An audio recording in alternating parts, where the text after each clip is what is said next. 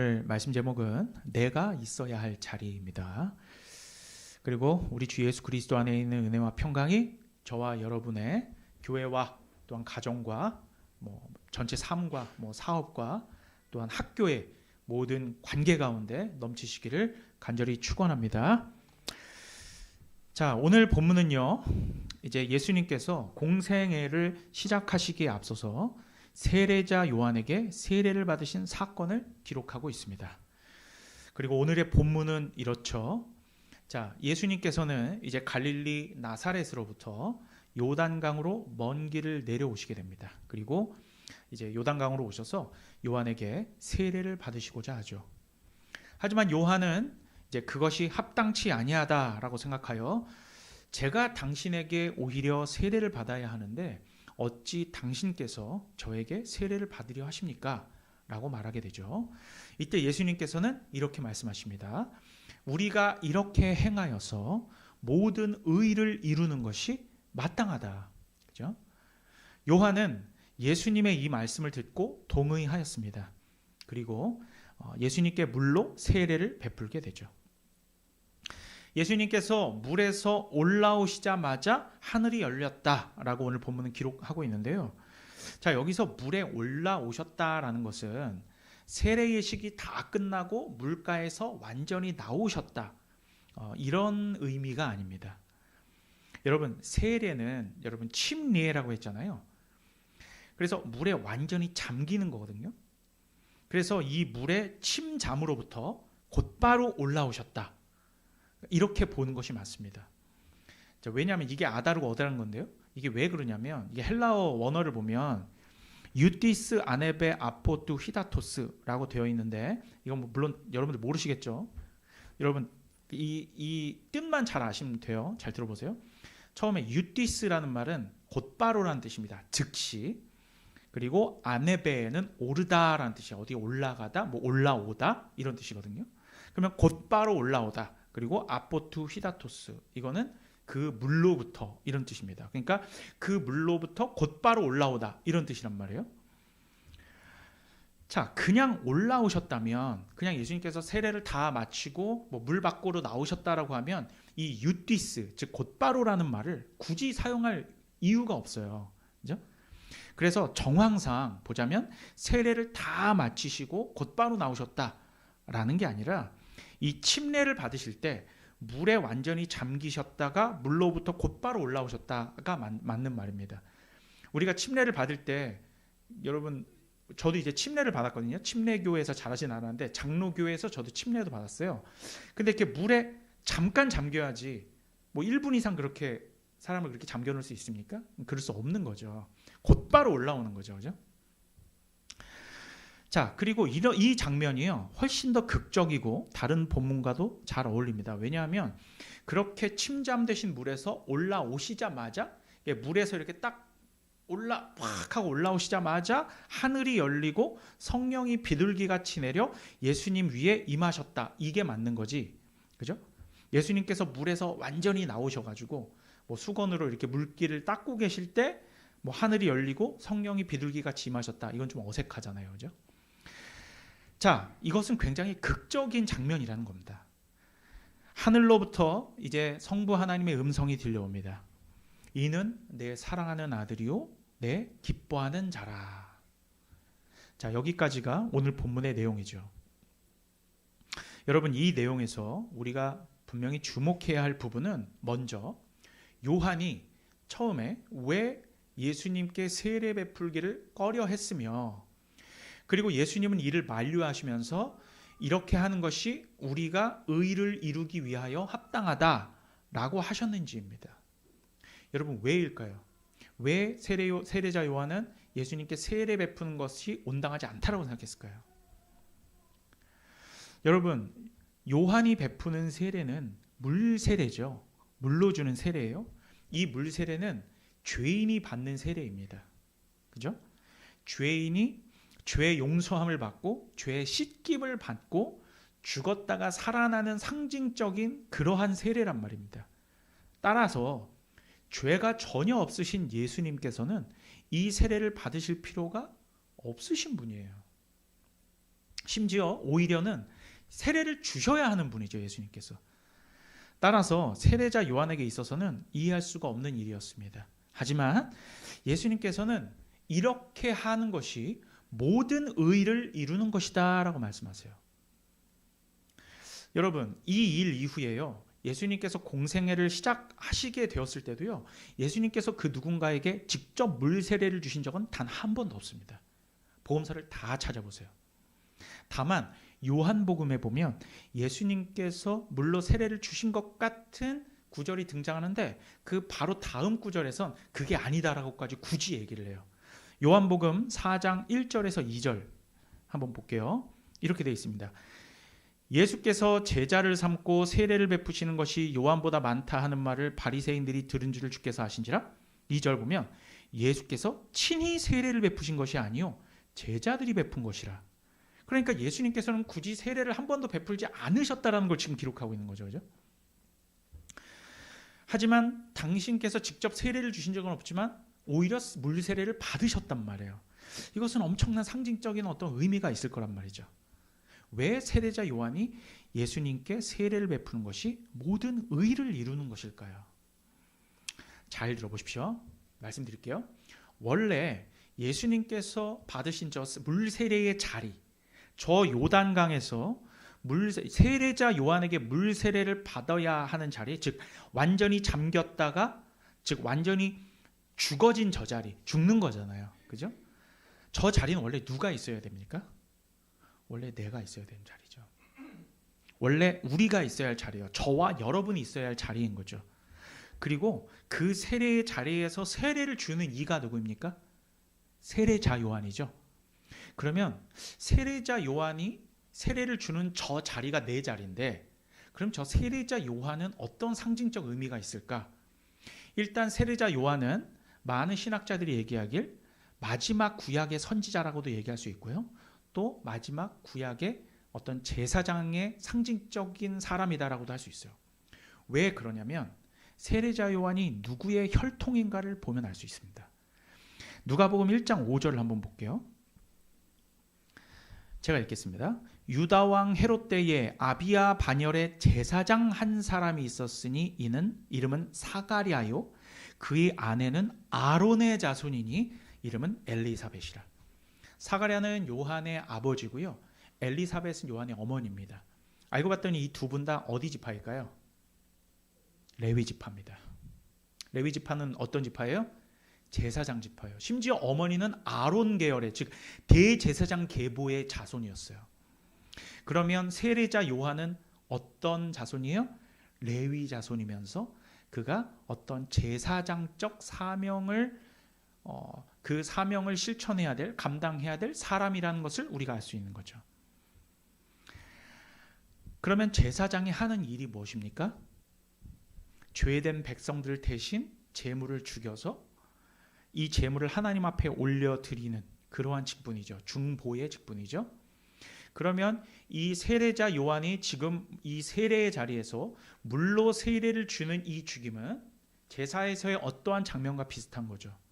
제물을, 즉 죄로 완전히 점철된 그 죄로 점철된 제물을 죽이는 것입니다. 즉 그 자리는 원래 죄로 점철된 우리가 있어야 할 자리인 거죠. 그 자리에 지금 누가 계신 겁니까? 예수께서 계신 거예요. 그죠? 그러면 이 세례자, 상징적으로 이 세례자 요한이 베푸는 세례는 제사장적 사명을 받은, 또 선지자적 사명을 받은 이 세례자 요한은 죄인들로 말미암은 이 제물을 죽이는, 그죠? 세례의 원래의 의미, 즉 이 세례는 죽음과 부활의 표상이라는 것이죠. 그리고 침례는 거기에서 끝나는 것이 아니라 죽었다가 살아나는 것이죠. 그래서 제가 아까 서두에 말씀드린 것처럼 굳이 예수님께서 곧바로 올라오셨다라는 표현을 그래서 쓴 것이에요. 죽었다가 부활하신 것이죠. 그 잠시라는 뜻이 나중에 보면 예수께서 죽으셨다가 며칠 만에 부활하십니까? 3일 만에 부활하셨다는 것을 암시적으로 보여주는 것이에요. 그리고 그 자리는, 그 죽음의 자리는 누가 있어야 됩니까? 원래 내가 있어야 할 그 자리에, 하지만 예수께서 저 자리에서 우리가 당해야 할 죽음을 대신 당하시는 겁니다. 원래는 세례를 받으실 필요가 전혀 없으신 분이시잖아요. 굳이 그 자리에 가셔야 됩니까? 네, 가셔야 돼요. 저 십자가의 자리, 저 자리에 예수님이 가셔야 됩니까? 원래는 우리가 있어야 될 자리잖아요. 예수님이 그 자리에 가셔야 합니다. 그래야 우리가 살아요. 내가 있어야 할 그 자리에서 예수님께서는 우리와 연합하셔서 그 모든 의를 이루신 거예요. 의를 이루신 거란 말이에요. 로마서는 이 부분을 완벽하게 설명해 주고 있습니다. 자, 로마서 한번 찾아볼까요? 로마서 6장 3절에서 7절 한번 봅시다. 우리가 한 목소리를 함께 읽겠습니다. 얼마나 오늘 본문과 매칭이 되는지 한번 볼게요. 시작. 무릇 그리스도 예수와 합하여 세례를 받은 우리는 그의 죽으심과 합하여 세례를 받은 줄을 알지 못하느냐. 그러므로 우리가 그의 죽으심과 합하여 세례를 받음으로 그와 함께 장사되었나니 이는 아버지의 영광으로 말미암아 그리스도를 죽은 자 가운데서 살리심과 같이 우리로 또한 새 생명 가운데서 행하게 하려 함이라. 만일 우리가 그의 죽으심과 같은 모양으로 연합한 자가 되었으면 또한 그의 부활과 같은 모양으로 연합한 자도 되리라. 우리가 알거니와 우리의 옛사람이 예수와 함께 십자가에 못 박힌 것은 죄의 몸이 죽어 다시는 우리가 죄에게 종노릇하지 아니하려 함이니 이는 죽은 자가 죄에서 벗어나 의롭다 하심을 얻었느니라.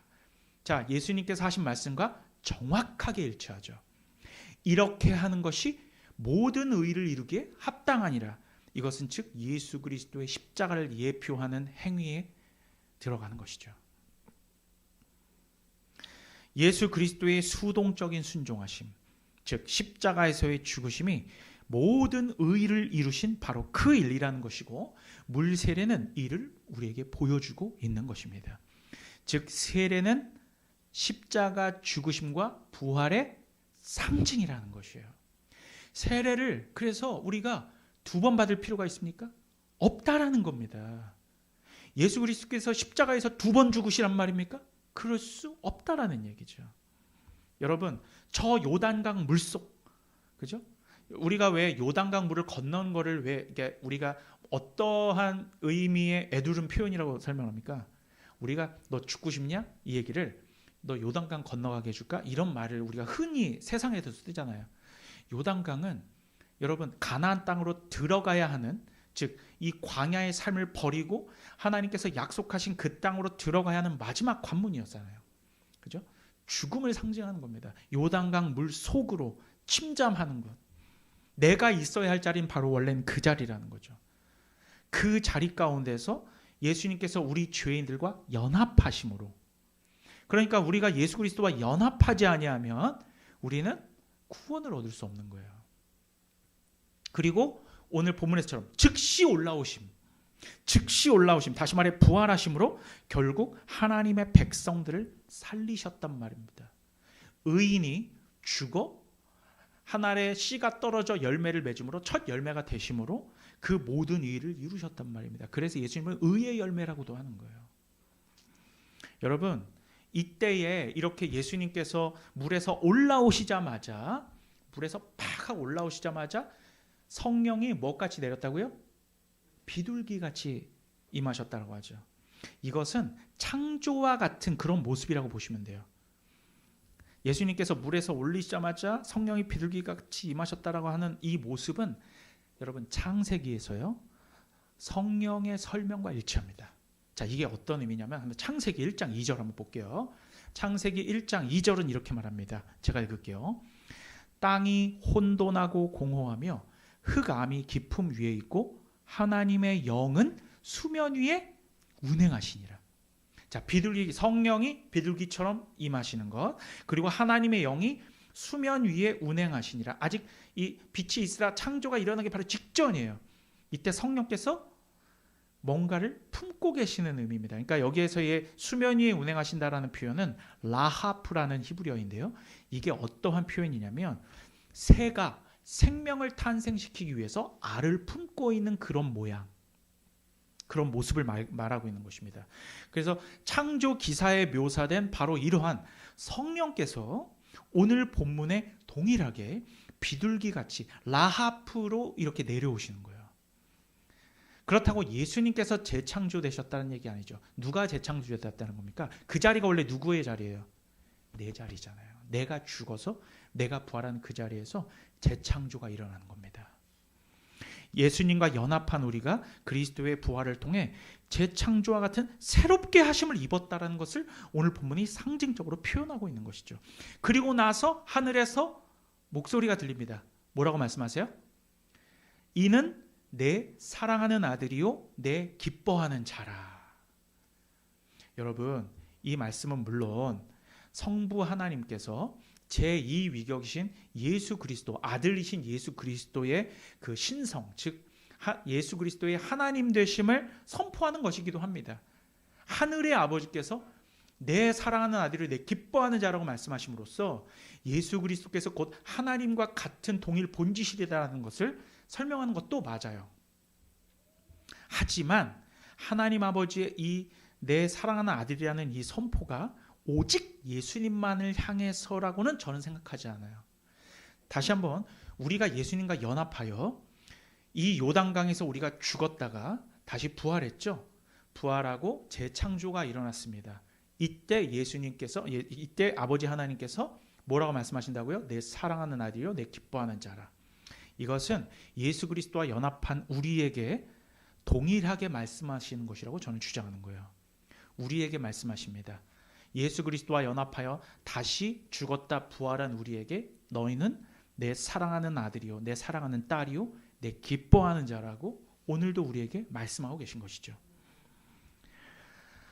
오늘 본문에서 세례자 요한에게 세례를 받으신 이 모습은 예수 그리스도의 온전하신 구원 사역과 그리고 그 영화로우심을 완벽하게 설명하고 있는 것입니다.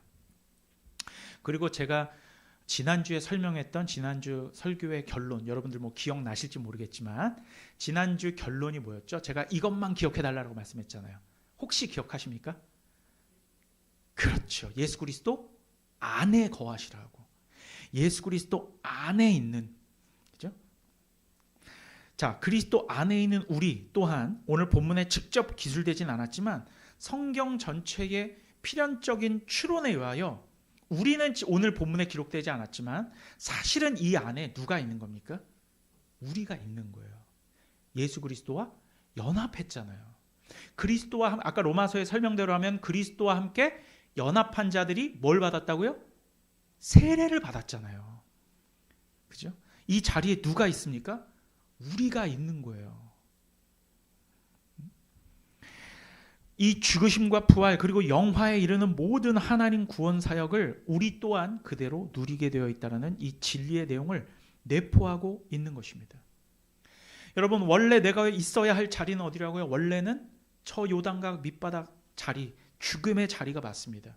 하지만 하나님 아버지께서는 이렇게 죄와 허물로 죽은 우리를 예수 그리스도와 연합시키셔서 아까 서두에 설명드렸던 헬라어 뭐라고 되어 있습니까? 유티스 아네베 아포투 히다토스, 즉 물에서부터 곧바로 올라와, 물로부터 곧바로 올라와. 이 물이 뭔데요? 죽음과 사망의 물로부터.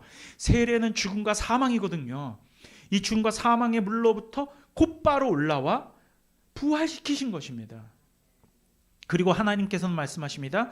이제는 너가 있어야 할 자리는 저 요단강 물바닥, 저 죽음과 침잠의 자리가 아니라 예수와 연합함으로 말미암아 그의 부활과 승천으로 인한 영광의 자리, 저 영원한 천국의 자리가 바로 너의 집이며 너가 있어야 할 자리이다라고 오늘 본문에서 우리에게 말씀하고 계신 것입니다.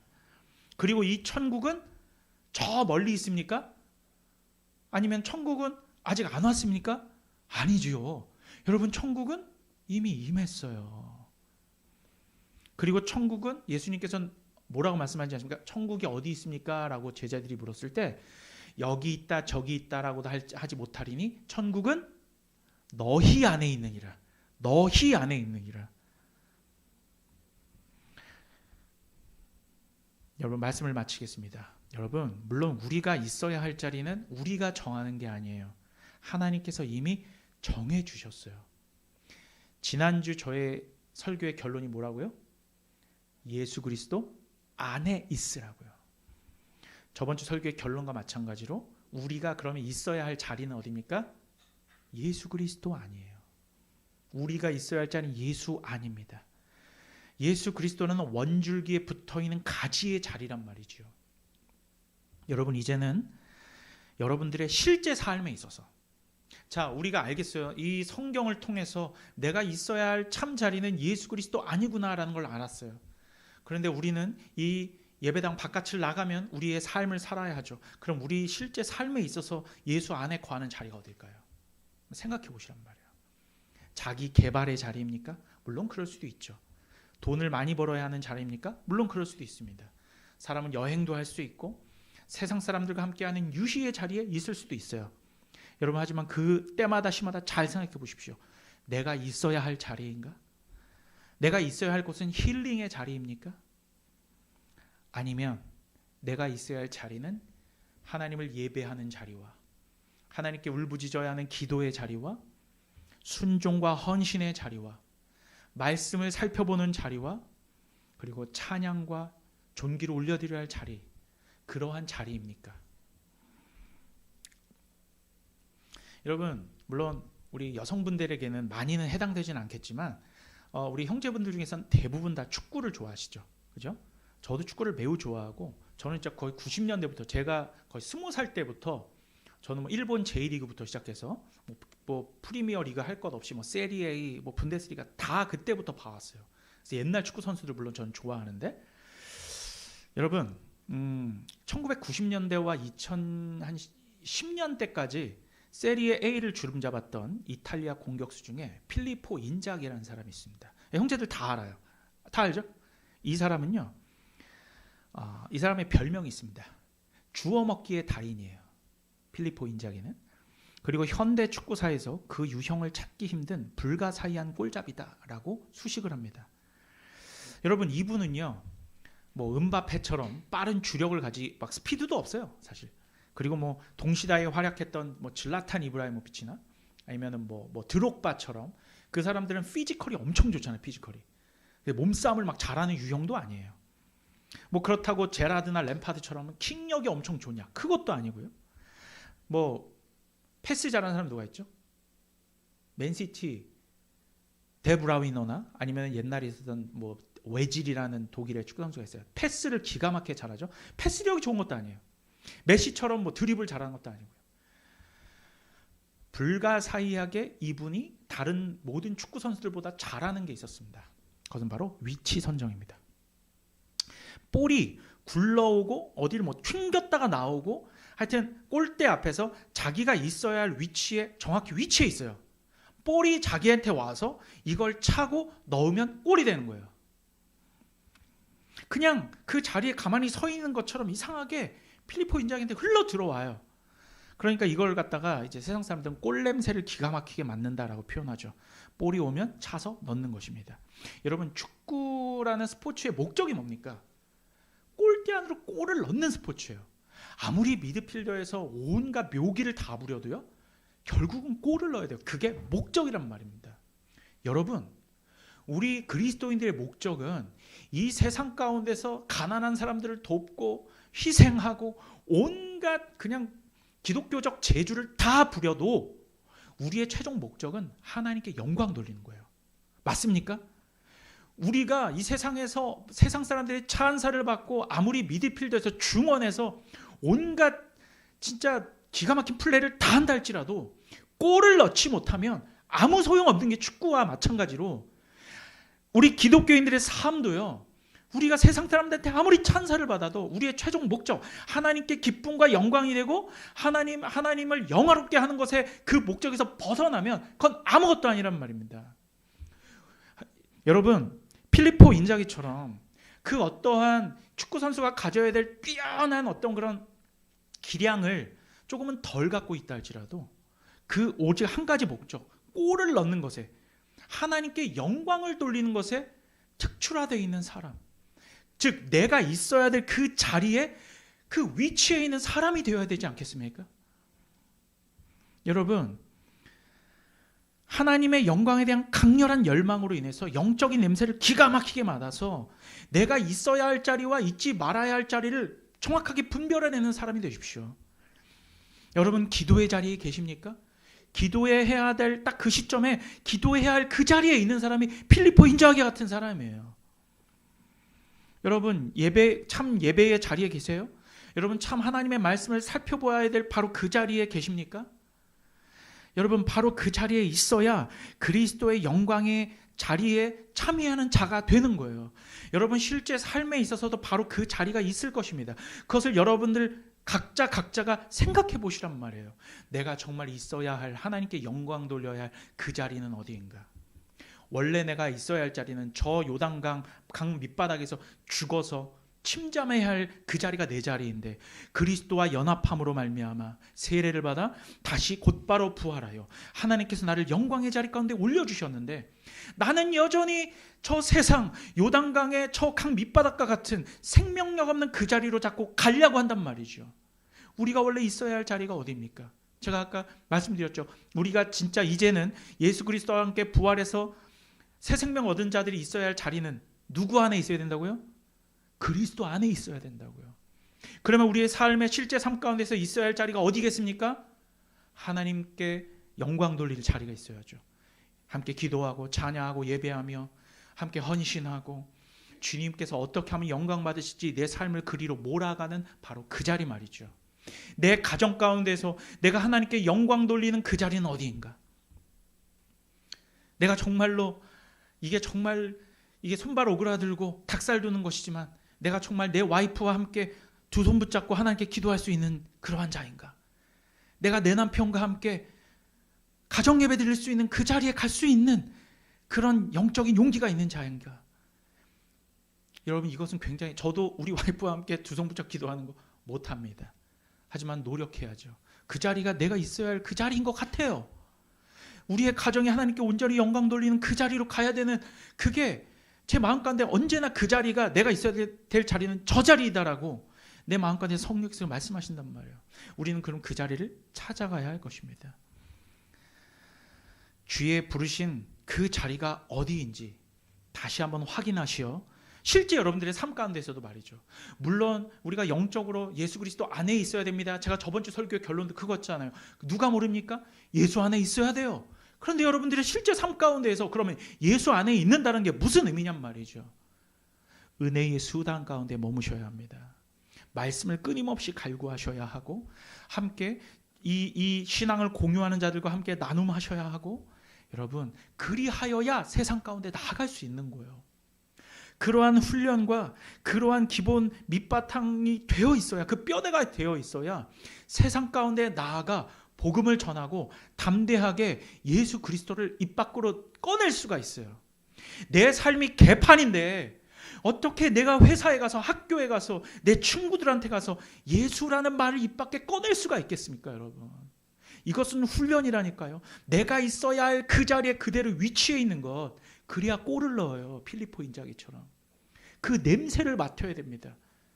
여러분, 영적으로 민감하지 아니한 사람들은 삶 가운데서 그 냄새를 못 맡아요. 어중이 떠중이 그냥 허둥지둥 하다가 일주일에 그냥 훅 가버리고, 기도 한번 하고 말씀 한 자 읽은 적이 없고 하나님께 나아가려고 하는 몸부림조차 없는 그러한 신앙의 삶 가운데서 허둥대다가, 교회 나오기 귀찮아, 오늘은 좀 쉬고 싶어, 또 교회 나와서 이거 또 해야 돼, 또 오늘 눈 오고 길 막히는데 또 얼마나 고생할까, 이 생각으로 머리에 가득 차게 된다니까요. 여러분, 이것은 영적 전쟁입니다. 사탄 마귀는 우리로 하여금 그 자리에 못 가도록 계속 호시탐탐 우리를 유혹하는 자라는 것을 아셔야 돼요. 나는 몸이 약하니까, 나는 원래 여기가 안 좋으니까, 나 오늘 관절염이 와가지고. 여러분, 그런 것들이 물론 여러분 육신의 연약함이라는 걸 알고 있습니다. 하지만 죽기까지 싸워야죠. 우리는 그런 용기 없습니까? 여호수아를 본받아 저 요단강 건너가면 죽을 거 알면서도 가는 그러한 어떤 기계와 그러한 배짱과 그러한 용기가 없는 그리스도인입니까? 자기와 싸움하셔야 됩니다. 진짜 싸워야 될 건 자기 자신이에요. 바로 그 자리가 어디인지 여러분 다시 한번 확인하시고, 하나님 영광의 자리로 돌아가시는 저와 여러분 되시기를 우리 주 예수 그리스도의 이름으로 간절히 축원합니다.